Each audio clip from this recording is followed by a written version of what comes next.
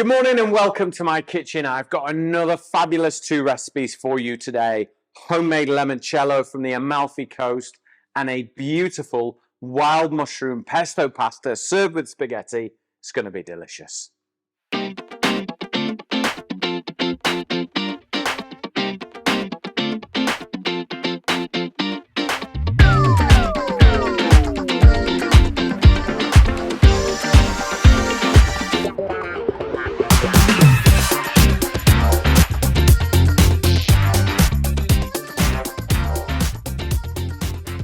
First of all, we're going to kick things off with a homemade limoncello. Now, this is mine. I made this 4 weeks ago. It has steeped nicely in lots of lemon zest. It's going to be delicious. And this is how I made it.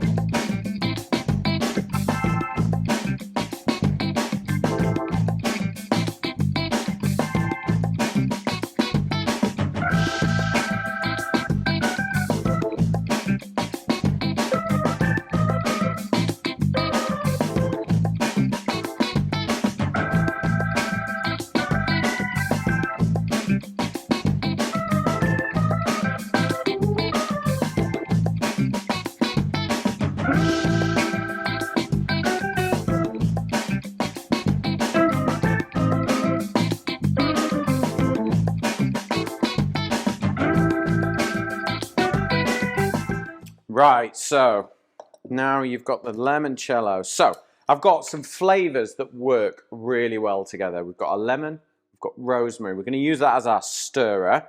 So let's just pop that in my glass with some ice. Fresh blueberries. Blueberry and lemon work. Okay. Pop those in there. And then we will get our liqueur. I'm just using a measuring cup because I'm not like Emily. I don't have spirit measures at hand at home all the time. Emily does. So just take your limoncello liqueur and pour it straight over the ice.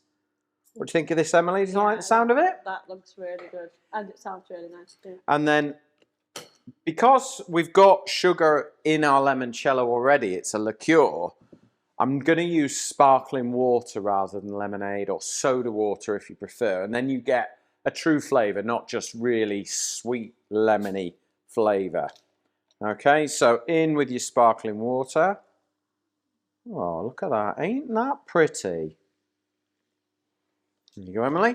Another alcohol-based post for your Instagram. Every weekend, Emily Gray's Instagram has alcohol in it, doesn't it? It's not a bad thing. Use your rosemary to stir it all up. And what a great way to kick off a delicious meal. Right, enough of this tomfoolery. It's time to cook. There you go, Emily. You can try that. Oh, thanks. Right, mushroom pesto. If you're a big mushroom fan, you are going to absolutely love this recipe. So I have got a 4-litre pan of salted boiling water on the go. First thing I'm going to do is get my pasta on. Now, if you're going to feed a family of 4, you want between 350 and 400 grams of pasta. Now, Carlos will run the recipe down the side here of all the ingredients. If you're hungry, if you've got a big appetite as a family, go 400 grams. If you're not, between 300 and 350 grams of dried pasta will be enough, okay? So, always in with our pasta, and we want it to be salted, boiling water. It's really important that your seasoning process starts with your pasta water, okay? So in goes. That's going to take 9 minutes to cook, all right? Are you a mushroom fan? Yeah, I like them. You like your mushrooms, do you? Right, so we're going to do 2 different types. I've got some basic field mushrooms here. Nothing fancy, nothing, you know, technical. And then I've got dried wild mushrooms, okay? So these are really, really meaty. They're delicious. They've been dried, so they're much more intense in their flavour.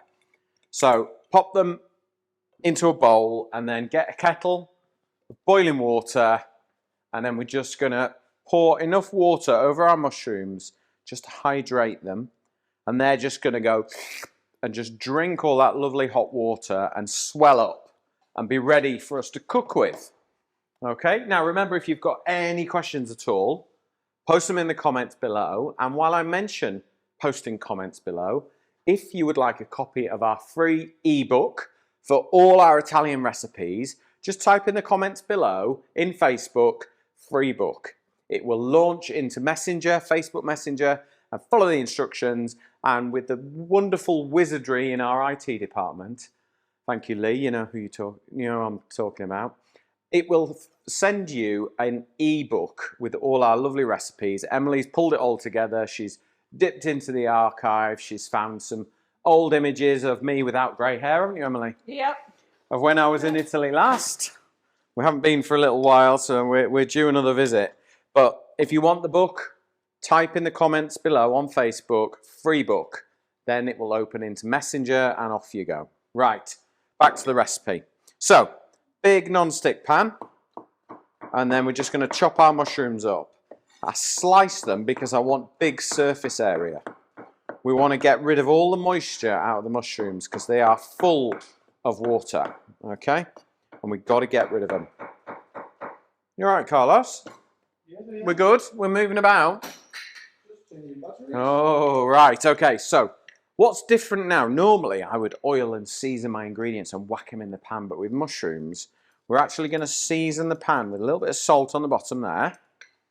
And then that is then going to sit next to the mushrooms. So rather than chuck a pile in, we're just going to pop them in and make sure that they're directly sitting on the salt. Yeah?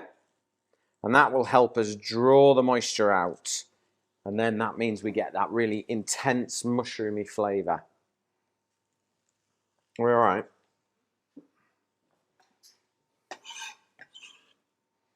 So you don't get to see what I see, because I get to see these two bouncing into life, and all of a sudden they adjust a camera or press a button, and I never quite know whether we're all right or not, but it would appear we're okay. As long as you can see what's going on, we'll be all right.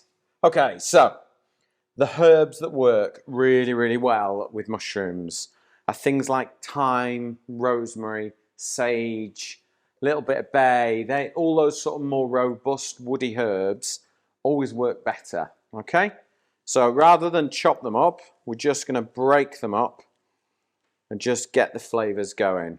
We've got some fresh thyme. Can you use dried for this if you don't have... Yeah, if you haven't got fresh mushrooms, just use all dried. That's absolutely fine. We're going to introduce those in a minute. And what about the herbs? Oh, I don't really like dried rosemary or thyme much. I personally, I really don't like them. I just don't think they're anywhere near as nice as the fresh, and they're really easy to look after. But I guess if that's all you've got, that's all you've got, isn't it? Yeah. A little bit of olive oil now, just to get things moving, and you can hear the crackles now. And it's all about getting rid of the moisture, and that salt will hit the mushroom. And it will just draw the moisture out, hit the bottom of the pan, and then evaporate. That's what we want. Right, so you can see the salt has done its job. It's drawn the moisture out of the mushrooms. Okay, and then let me show you our dried mushrooms. Look, can you see how they've swollen up and they've softened, yeah? But look at that. Can you see that liquid there, Emily? Yeah. That's like mushroom stock. It's really strong in flavour, and it's just too good to waste, okay? So I'm going to add it into my pan, and we're going to continue to boil that out and reduce it so that we just get the flavour and not the liquid. All right? So just spread that out, full heat. Let's evaporate that down, get rid of all the liquid. While that's going on, let's take our dried mushrooms that are no longer dry, and we're just going to chop them up just to get things started. Okay. I was never a mushroom fan as a kid and a young adult, to be honest, really, because They were just very soggy and slimy and they weren't cooked properly. But a good, well-cooked mushroom is really meaty, okay? So we'll get these in. Would you always do like half dried, half fresh, or could you use all fresh? You can, but you don't get as the intense flavour of mushroom like you do if you use half and half. So, you know, in fact, I was in a Chinese supermarket in Birmingham last week, actually, and you can get big bags quite cheaply of dried mushrooms, usually shiitake mushrooms, which are really beefy, actually, really meaty, really good. And because they're dried, they just sit in the cupboard for ages. They're really good for stews and things like that. So, yeah, but fresh mushrooms are lovely and they give a nice texture, but you've got to get all the water out. It takes a long time, a lot of work. And if you really love that mushroom flavour, and making pestos is all about preserving the flavour. Right, let's make our pesto. Now, I've got my little gadget here. I like this gadget because I can't be bothered to get my big food processor out. I'm just going to use my handheld one. So I've got 2 small cloves of garlic here. They can go in. I've got some roasted walnuts. You could use hazelnuts. You could use cashew nuts. Oh, you beat me to it. I stole her question, didn't I? Sorry, we've been at this too long, you see. Yeah, you can use either, really. And then I'm just going to put some Parmesan in. Now, Parmesan is not a vegetarian cheese because they use an animal product traditionally, but you can get loads of alternative Parmesan cheeses in the supermarket if that's important to you and it matters. Okay? So, a really, really good aged Italian cheese that works for you, but I do like to use Parmesan personally because it's so good. Right. Okay. So, mushrooms dried out now. Let's pop those in there. You can make as much or as little as you want. I'm just making enough for the meal. And we'll hang on to those mushrooms. And we'll serve those up with our pasta. Pop that onto there. Right, let's get going. Extra virgin olive oil. In it goes. And then we're going to blend this up. Got a string, you see? Look at that. Perfect for making just the right amount. So you don't have to get the big food processor out and all this, that and the other. So.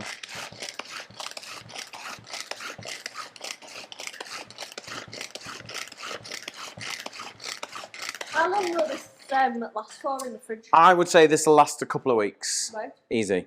I mean, the whole point of pesto is to preserve. It's about preserving what you've got. So traditionally, basil pesto is the one that most people are familiar with. And the reason why you get mushroom pesto is basil doesn't necessarily grow in the winter in Italy, so you don't get it. And they're very good at sort of going, well, it's not very good, so we're not going to have it. We'll find something else to make our pesto with. So you get mushroom pestos, you get walnut pestos, mint pestos, basil pesto, sun-dried tomato pesto, all sorts of different things. You know, you can... I did a sun-dried tomato and fennel pesto once, and that was delicious. Really, really good. And we did... what did we do? We did spinach and feta pesto. Oh, we did, yeah. A few months ago. Right, so there you go. Pesto. Hey, pesto. I knew I was just about to say that. I'm allowed to do dad jokes, Emily. You're not. Right, so there is our pesto to one side. Right, let's just grab this bowl. Pop this on here. The extra mushrooms I've got left over, I'm just going to pop there because they're just too good to not waste, really. So we're going to pop that pan back on the heat. Number 7. Let's just have a little wipe down because I like to have a clean hob. There we go. Now remember, if you've got any questions at all, please do post them in the comments below. I'm here to help. I'm here to talk to you. You know, here to inspire you to try new things, new recipes, new cooking techniques, you name it. So please comment. I like it. I like a chat. So, pasta's cooking nicely. Right. So this is the final episode of our Italian series. It's been a good one, hasn't it? Yeah. Been some good recipes. Been lots of people viewing it, which is really, really good. And remember, if you want the copy of the ebook, type in the comments below free book and it'll launch into Facebook Messenger and off you go. You will get automatically the PDF of our book. Okay? Right, so pesto in. Nice. Right. And then what I want is some water from our pasta. So I'm just going to steal a little bit. And that's got starch in it and it makes it lovely and creamy. There we go. And let's just mix that around.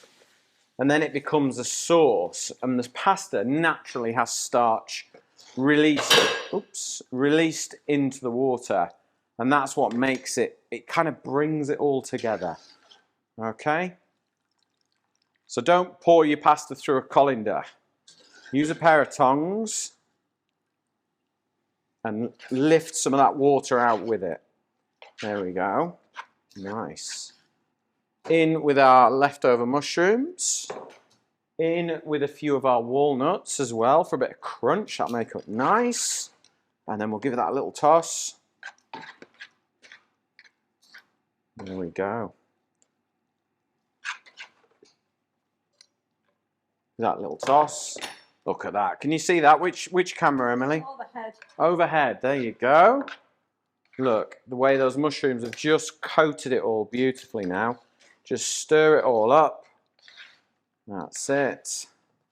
And then I am simply just going to get a little bit of black pepper in there.